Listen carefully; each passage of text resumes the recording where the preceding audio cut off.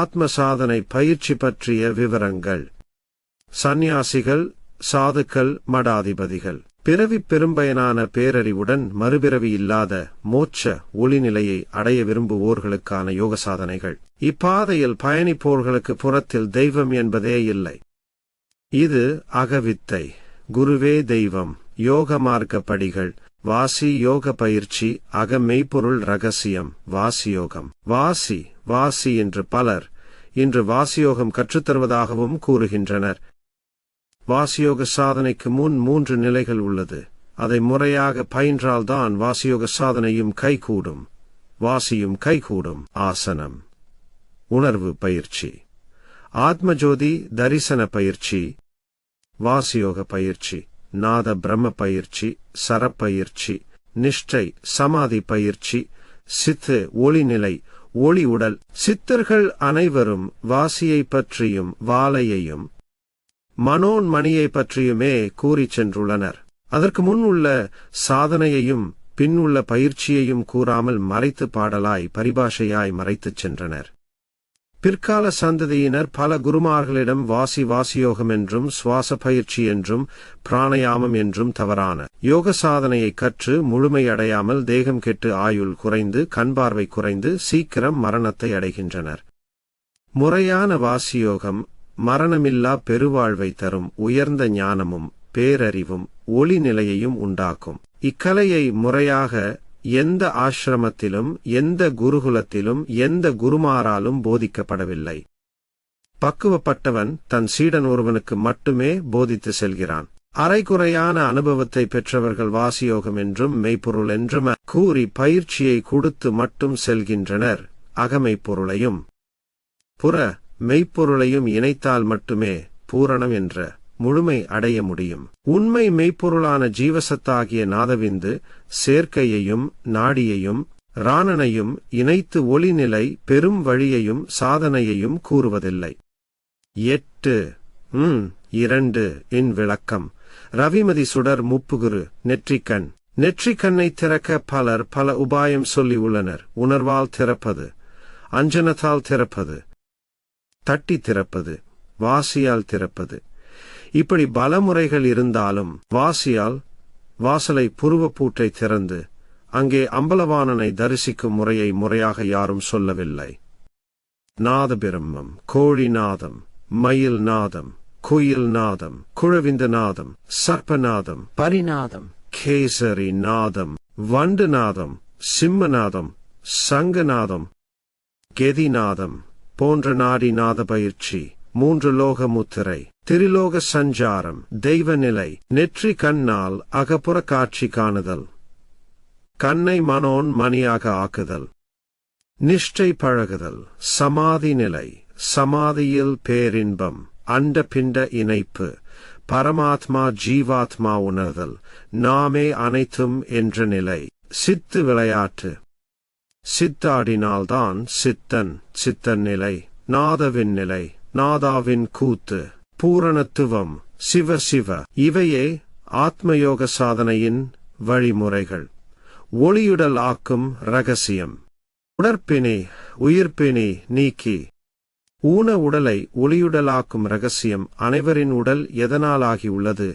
அனைவரின் உடலும் 1 ரசம், 2 இரத்தம், 3 தசை, 4 கொழுப்பு, 5 எலும்பு, 6 மஜ்ஜை, 7 சுக்கிலம் என்னும் அசுத்த பூத காரிய தாதுகளால் ஆகியுள்ளது. அதற்கு காரணம் என்ன? அசுத்த பிரகிருதி அணுக்களே அதற்கு காரணம். அசுத்த பிரகிருதி அணுக்களால் ஆன உடலுக்கு என்னென்ன துன்பங்கள் வரும்? உடற்பிணிகள் 4048, உயிர்ப்பிணிகள் 448, உளப்பிணிகள் 48, மரண பெரும் பிணி 8 வருகிறது. வரும் அசுத்த பூதகாரிய அணுக்களை எவ்வாறு சுத்த பூதகாரிய அணுக்களாக்குவது? அதற்கு என ஓர் உபாயம் உள்ளது. அதை சித்தர்கள் அறிந்தனர். அவ்வழியில் சமீபத்தில் வந்த வள்ளலார் தன்னுடலை ஒளியுடலாக்கினார். அதை நமக்கு தெளிவாக கூறியுள்ளார். இதற்கான உபாயம் யாது? 1. இவ்வுடலை ஒளியுடலாக்கும் சுத்த சத்துவ ஆகார ரகசியம். 2. இந்திரிய கரண ஒழுக்கத்தால் ஒளியுடலாக்கும் ரகசியம். 3 இறையருளால் ஜீவ ஆன்ம ஒழுக்கங்களை கடைபிடித்து ஒளியுடலாக்கும் ரகசியம். 4 இரக்க குணமான ஜீவகாருண்யத்தால் ஒளியுடலாக்கும் ரகசியம். 5 இறைவனை தோத்தரித்து ஒளியுடலாக்கும் ரகசியம். 6 இவ்வுடலில் இயங்கும் பிராணனால் ஒளியுடலாக்கும் ரகசியம். 7 இவ்வுலகில் விசாரவசதராக இருந்தே ஒளியுடலாக்கும் ரகசியம்.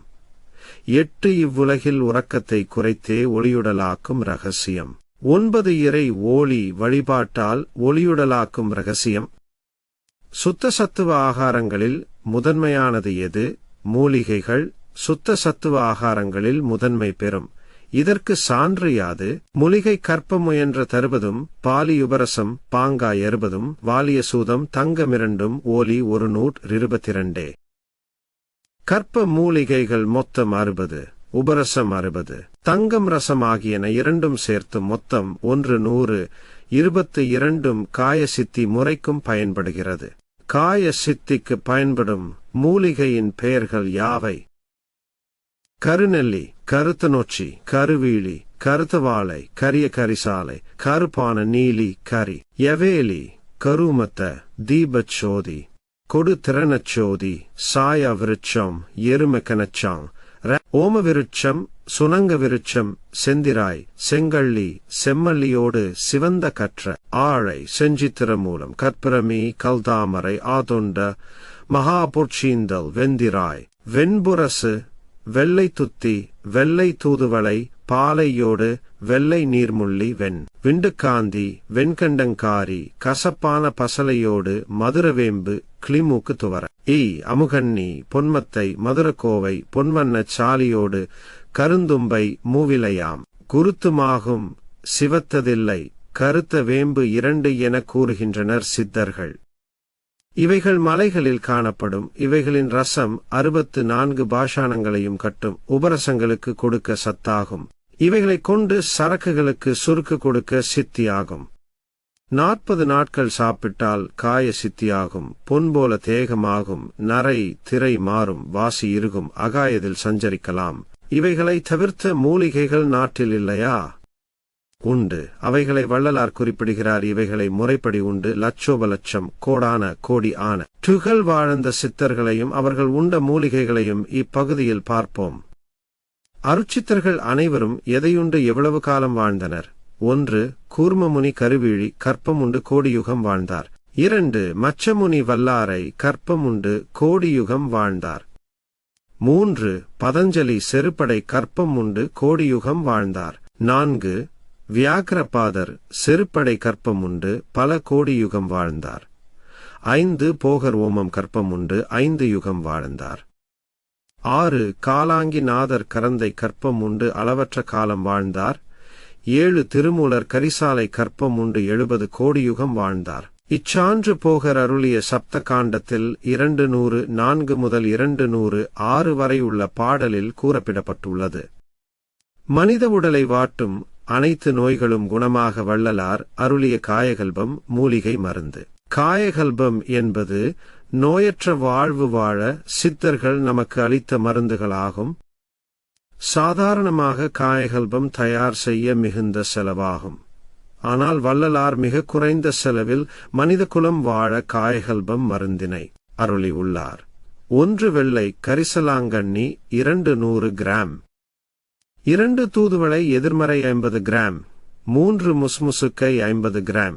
4 சீரகம் 50 கிராம் ஆகியவற்றை சுத்தம் செய்து தனித்தனியாக நிழலில் உலர்த்தி பொடி செய்து வஸ்திரகாயம் செய்து துணியால் சலித்தல், பின் பாலில் சுத்தி செய்து பாலில் பிட்டவியல். இந்த பொடிகளை எல்லாம் ஒன்றாக கலந்து கொள்ளவும். தினமும் காலையில் பல் துலக்கியவுடன் 1 டம்ளர் பாலில் மேற்கண்ட பொடியை 1 டேபிள் ஸ்பூன் கலந்து 5 நிமிடங்கள் கொதிக்க வைத்து நாட்டு சர்க்கரை கலந்து லேசான சூட்டில் சிறிது சிறிதாக சுவைத்து சாப்பிட வேண்டும். இதனை சாப்பிட ஆரம்பித்த மறுநாளிலிருந்து மலம் கருப்பு நிறத்தில் வரும். சிறுகுடல் பெருங்குடலில் இருக்கும் பழைய மலங்கள் வெளித்தள்ளப்படும். சிறுகுடல் உறிஞ்சிகள் வில்லுஸ் தூய்மைப்படுத்தப்பட்டு சாப்பிடும் அனைத்தும் முழுமையாக இரத்தத்தில் சேர்க்கப்படும். 99% பெரும் நோய்கள் உடலை தாக்காமல் இருக்கும். கேன்சர், சிறுநீரக நோய்கள், இதய நோய்கள் வராது. உடலில் உள்ள அனைத்து நோய்களும் குணமாகும். வள்ளலார் அருளிய எளிய முறை காயகற்ப சூரணம் இது.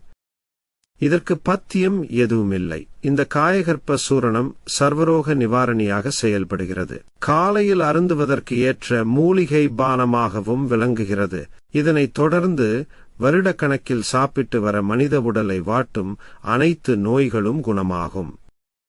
இதனை படிக்கும் அனைத்து நண்பர்களும் இந்த மருந்தினை அவசியம் சாப்பிட வேண்டும். நோயற்ற வாழ்வு வாழ வேண்டும்.